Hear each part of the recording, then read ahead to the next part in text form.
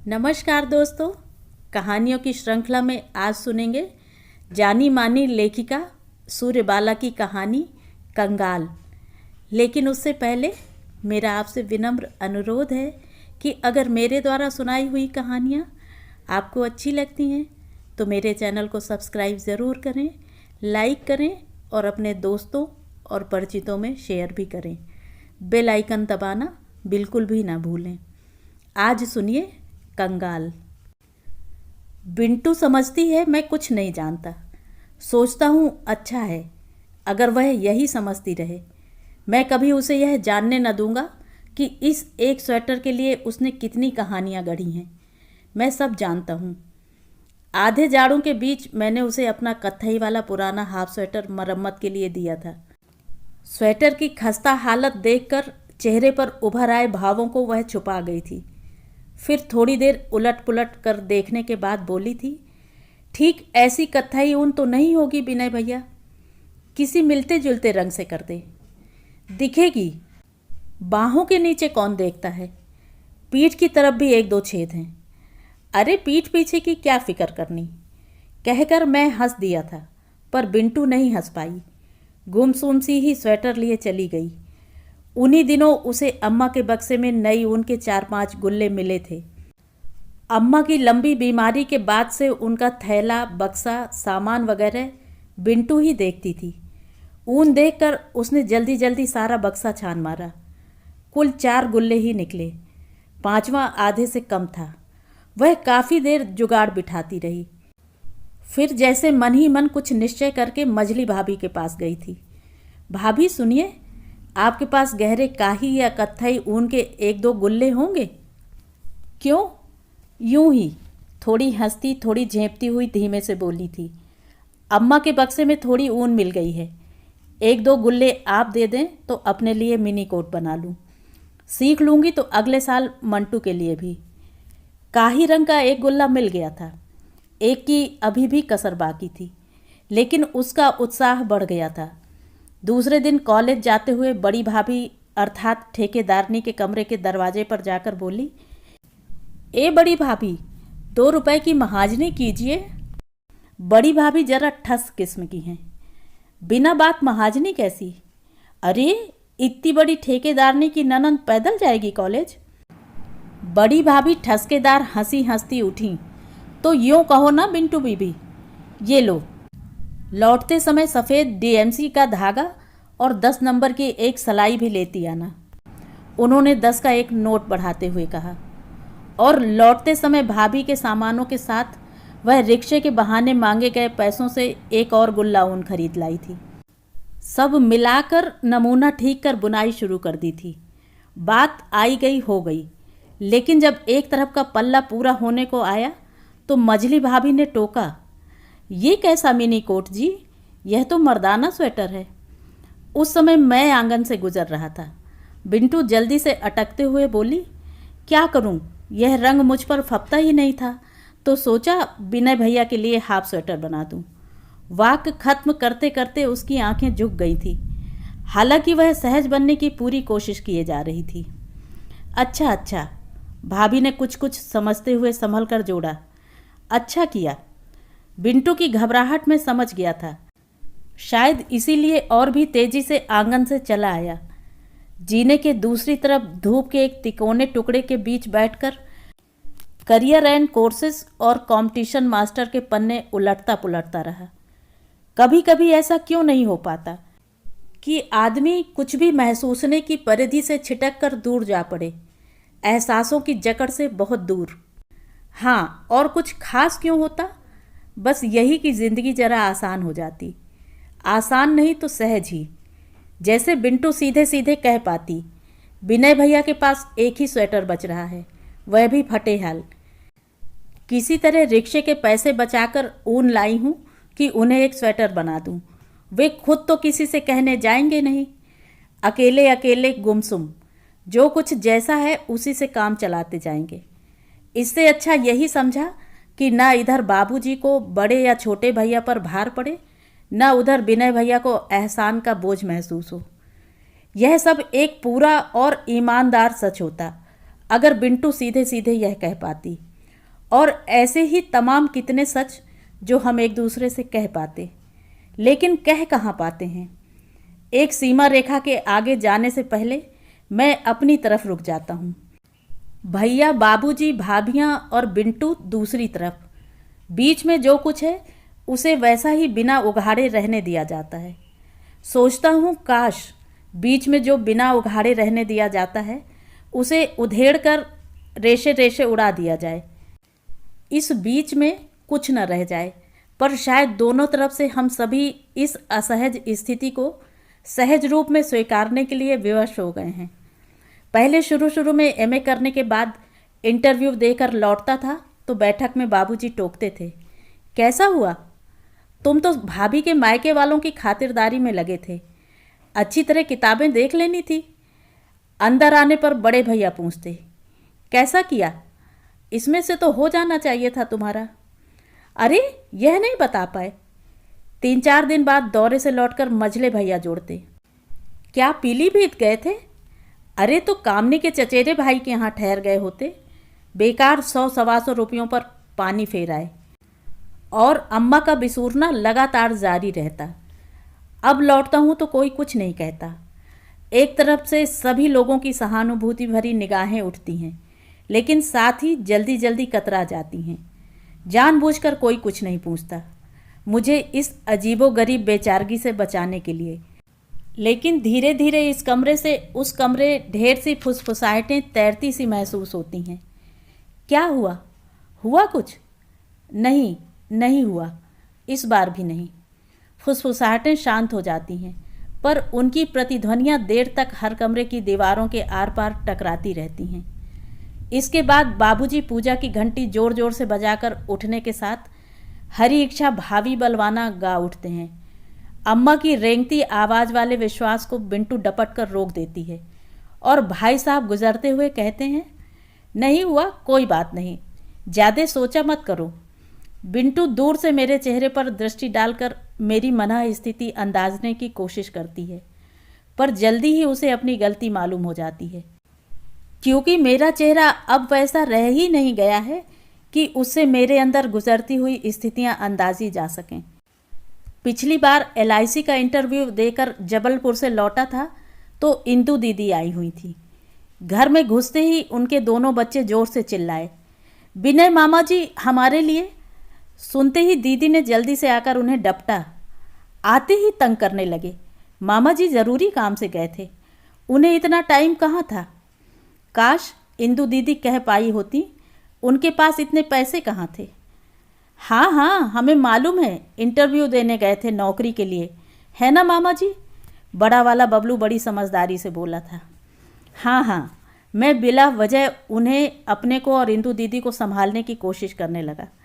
दीदी भी उसी कोशिश में जल्दी जल्दी यहाँ वहाँ के हाल चाल पूछने लगी, पर रोकते रोकते पूछ ही बैठी, कुछ पता पड़ा? हाँ, मैंने उसी खिसियानी हंसी के साथ कहा। जिन लोगों को चुना जाना था बस उन्हीं को रुकने के लिए कह दिया गया। ओह, कुछ खास थी भी नहीं, ये भी कह रहे थे। हाँ, मैं फिर वैसी ही बेचारगी से हंसने लगा। इंदू दीदी नहीं हंस पाई बिंटू की तरह।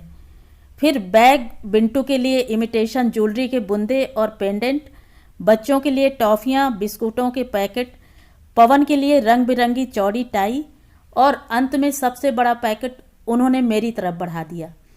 खोलकर देखा, टेरालिन की मजबूत पुख्ता शर्ट। अच्छी है, बहुत अच्छी। इंदू दीदी खुश हो गईं। और पवन की अकड़ देखो, कहता है सेकंड्स के माल से उठाकर लाई हो ये टाई। आकर कॉलेज में देखो लड़के कैसी कैसी टाई डाल के आते हैं, फड़क जाओगी। हाँ, पवन इस तरह अक्सर कहता है। मुझसे 2 साल छोटा है, मेडिकल के फाइनल ईयर में है। बस इस साल के बाद वह भी एक तरफ निकल जाएगा। वैसे उसकी बातचीत, चाल ढाल सब में अभी से पूरी डॉक्टरी रुआब झलकने लगा है। खूब तेज चलना, पैंट की जेब में हाथ डाले किसी थिरकती ट्यून की विस्लिंग करने लगना, फटाफट बोलना और जोर से पूरा मर्दाना ठहाका लगा जाना। घर बाहर से संबंधित किसी भी मामले में वह बेलाग और पूरे विश्वास के साथ अपनी राय जाहिर कर देता है। चाहे बिंटू की शादी की बात हो, मंटू की पढ़ाई की, या इंदू दीदी के ससुराली झगड़ों की, अम्मा के इलाज के बारे में तो वह खैर डॉक्टर है ही। कोई भी समस्या हो वह बाबूजी, भैया और थोड़ी बहुत अम्मा के बीच भी घिसटती सी रहती है कितने कितने दिनों तक।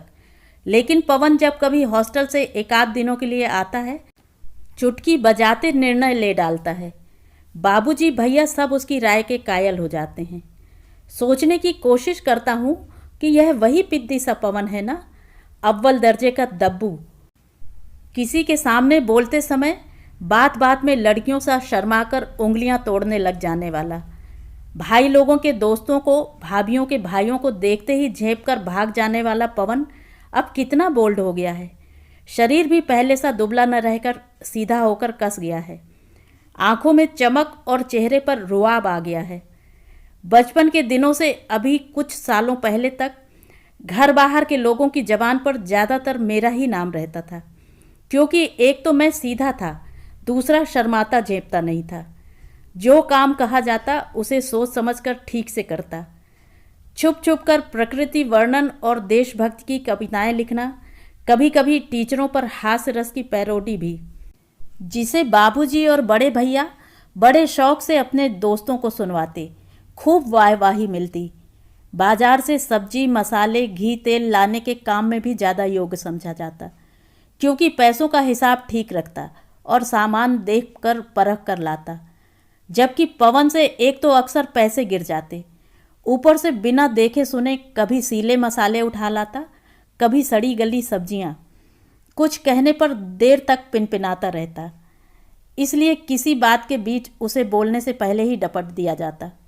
तुम चुप रहो जी, बिना बात बीच में दखल मत दिया करो, जरा एक काम तो होता नहीं। भाभी का चुन्नू दरवाजा खोलते ही खुशी से चिल्लाया, पवन चाचा। घर में आकर बताया साथ में 2 दोस्त भी हैं। घर में थोड़ी खलबली मचती है। अम्मा बनस्पति नहीं है, बिंटू कहती है। बड़ी बहू से कहो। अम्मा गेहूं बीनते हुए कराह कर चश्मा ठीक करती हैं। भाभी, पवन भैया और उनके 2 दोस्त आए हैं, बनस्पति खत्म हो गया है। अरे, इस बार बहुत जल्दी खत्म हो गया। ये लो 6 समोसे मंगवा लो। भाभी दूरदर्शी हैं। वनस्पति अभी मंगवाने का मतलब पवन और उसके दोस्तों के साथ साथ पूरे 12 प्राणियों के कुनबे के लिए पकौड़े तले जाएं। इस हिसाब से 6 समोसे और 3 प्याले चाय की आओ भगत कहीं सस्ती पड़ेगी। मझली भाभी के लिए भी अच्छा ही है। आध घंटे पहले चौके में जाने से छुट्टी मिलेगी। लेकिन समोसे लाए कौन? बच्चे सब स्कूल। सबको मालूम है मैं पूरे 4 साल का बेरोजगार नकारा कोने वाले कमरे में कंपटीशन मास्टर और करियर एंड कोर्सेज लिए बैठा हूँ। मेरे पास इफरात समय है, मुझे कोई ज़रूरी काम नहीं। फिर भी पवन के दोस्तों की खातिरदारी के लिए मुझसे समोसे लाने के लिए कौन कहने जाए।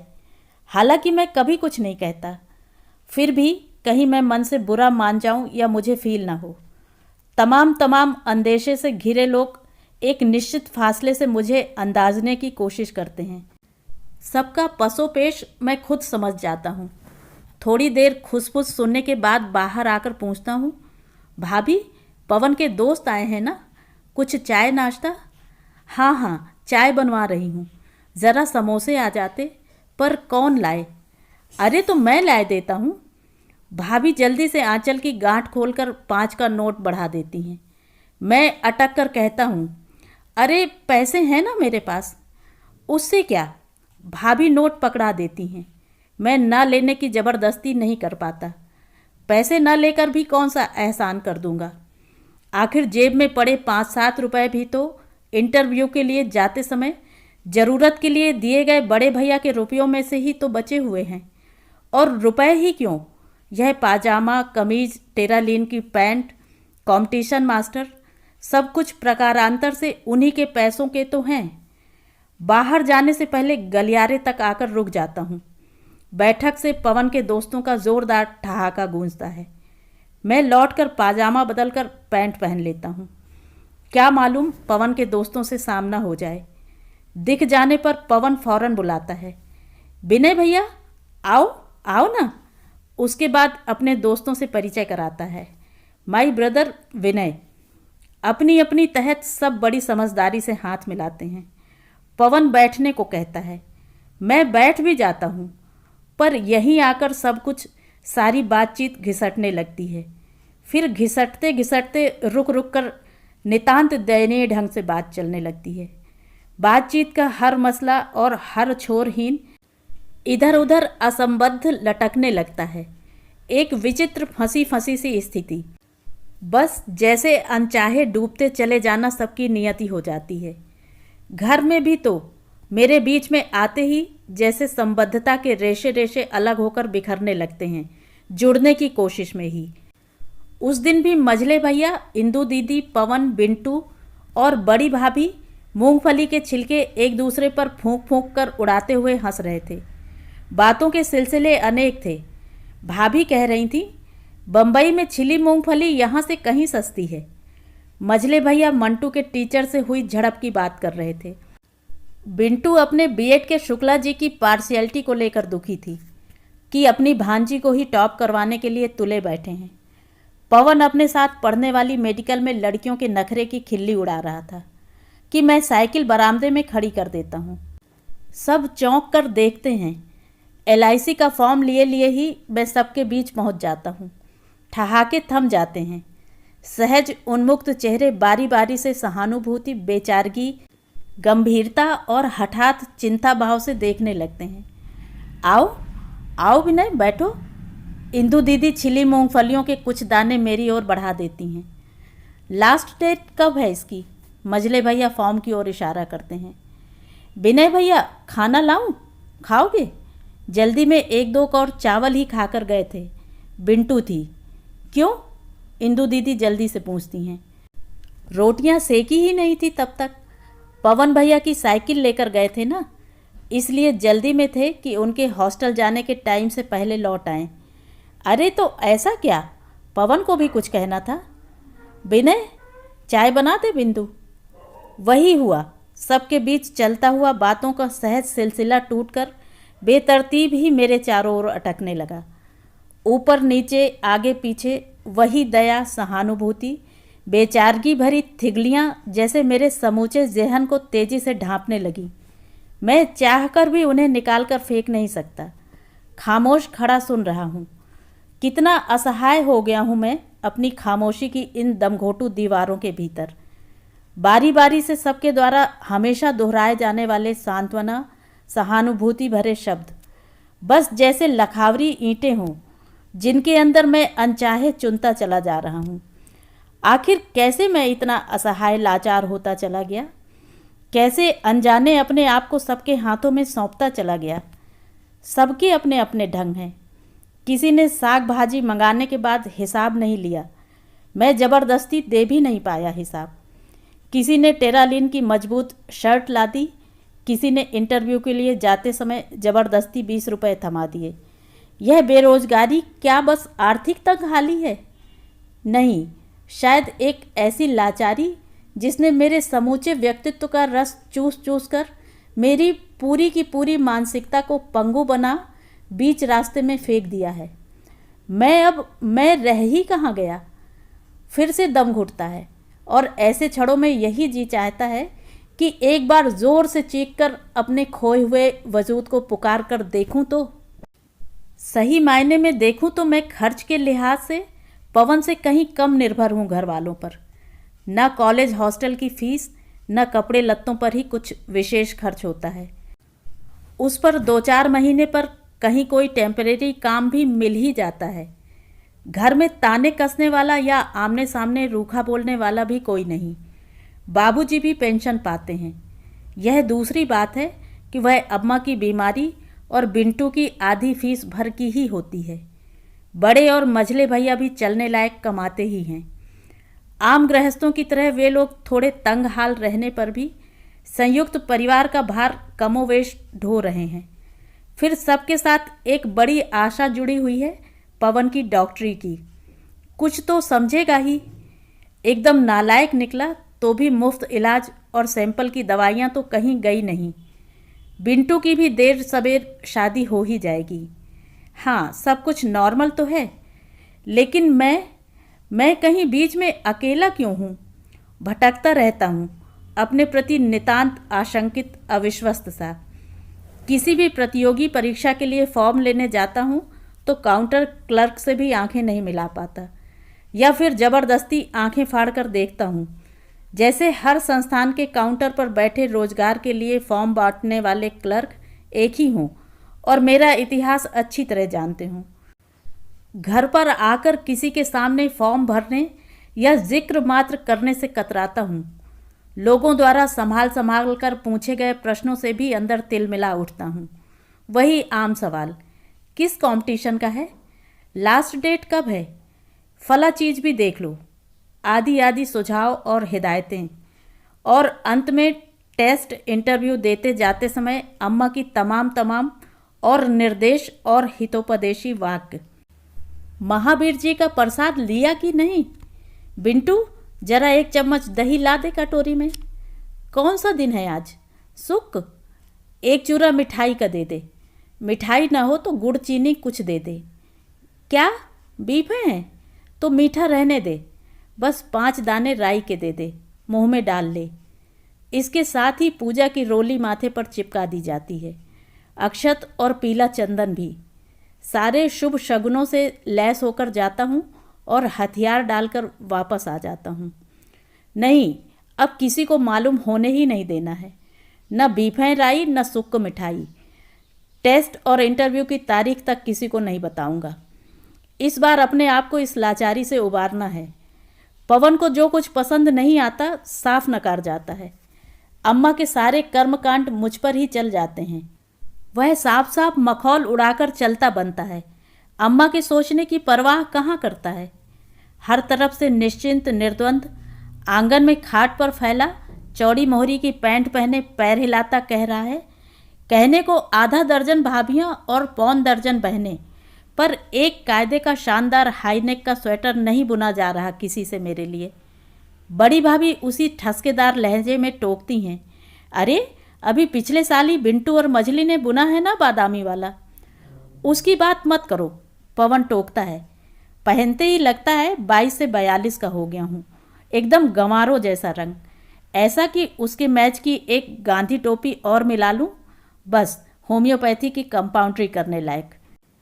मझली भाभी रीतकालीन तरकश से तीर चलाती हैं, तो यह कहो ना पवन लाला जी, तुम्हें ठंड बचाने वाला स्वेटर नहीं, लड़कियों के बीच नक्शे मारने वाला स्वेटर चाहिए।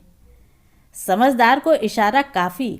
पवन हंसते हुए आंख मारता है, फिर झटके से उठकर जूते के फीते बांधने लगता है। चलता हूँ। शाम को घर में घुसा तो अम्मा के धीरे धीरे रोने की आवाज़ आई। सर्वथा अप्रत्याशित अम्मा बिसूरती खींचती भले ही, पर इस तरह रोती कभी नहीं दिखी। बिंटू ने धीरे से पोस्ट कार्ड दिखाया। अम्मा के 12 बंकी वाले सौतेले भाई गुजर गए, जो उम्र में अम्मा से काफ़ी बड़े थे और सौतेले होने पर भी उन्हें बहुत मानते थे। वैसे चिट्ठी उनके मरने के 3रे दिन लिखी गई थी और आज 8वें दिन पहुंची थी। इस हिसाब से उनके घर वालों ने मात्र सूचित करने की खाना पूरी की थी, पर अम्मा के हिसाब से तेरही में जाना ज़रूरी था। वे लोग चाहे जैसे हों, हमें तो स्वर्गवासी आत्मा के प्रति फर्ज निभाना है। अभी तक हर साल तीज पर 15-20 जो बन पड़ता था भेजकर भाई का फर्ज निभाते थे। कहते कहते अम्मा फिर धीरे धीरे रोने लगीं। बाबूजी बड़े भैया काम चलाऊ भाव से अम्मा को संभालने लगे। जाने के नाम पर मझले भैया तटस्थ भाव से बोले, अगले हफ्ते दौरे पर जाना है, कहिए तो उधर से ही होता आऊँ। टोपी उतार कर मातम पुरसी कर लूँगा और क्या। नहीं, अम्मा टोकती हैं, सब लोग समझ जाएंगे कि बेगार टालने आए हैं, और सबसे बढ़कर तब तक तेरही भी बीत गई होगी। बड़े भैया को इसी हफ्ते काम पूरा करा के पेमेंट लेना है। एक आध हफ्ते बाद होता तो कोई बात भी थी। पवन का कोई सवाल ही नहीं उठता। बाबूजी के लिए डॉक्टर की सख्त ताकीद है। जाड़ों की रात के सफ़र से दमा उभर जाता है। तब विनय कोई धीरे से कहता है, हाँ विनय से पूछो कहाँ है, बुलाओ, तुम्हें फुर्सत होगी। कुल 4 दिन लगेंगे, जा सको तो अच्छा है, जरा मन बदलेगा। पुरानी रिश्तेदारी ठहरी। माधव और हरीश के साथ कुछ ना कुछ परेशानी है। तुम चले जाते तो। हाँ तो ठीक है, बाबूजी खुश हो जाते हैं। कल शाम की मेल से अपनी माँ को लेकर चले जाओ। मैं कमरे में आकर सामान जुटाने लगता हूँ, पर मन नहीं लगता।